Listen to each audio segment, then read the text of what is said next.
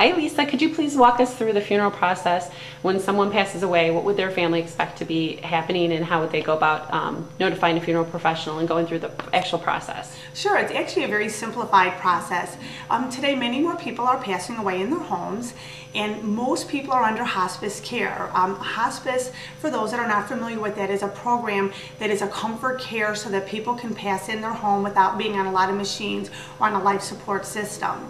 When a person is near death, the hospice nurse is oftentimes at that residence to be able to walk the family through this transition.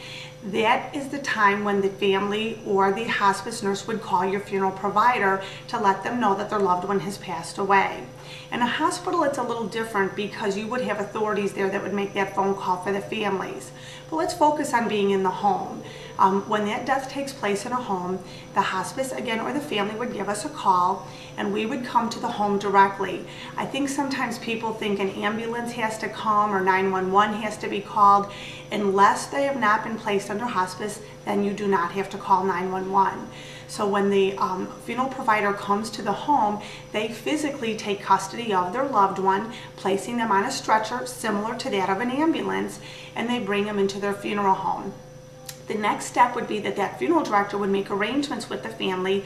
Usually it's that afternoon or the next day to find out what kind of services that the family's looking to have.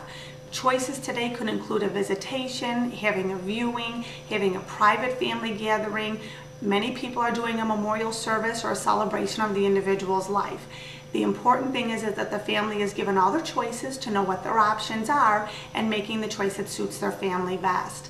Then the process would start with either an embalming if they're doing a public visitation. A date and time is set as to when and where the service would be.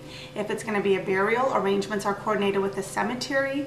If it's going to be a cremation, again, the same processes can take place. There can be a visitation or a viewing prior to the cremation, and then decisions as to what you're going to do with the cremated remains would then be finalized in the whole process. Throughout the whole thing, it's important that the family is in contact with their funeral provider so that they know where we are in the process, what steps are being followed, so that everybody is kind of kept in the loop. Excellent.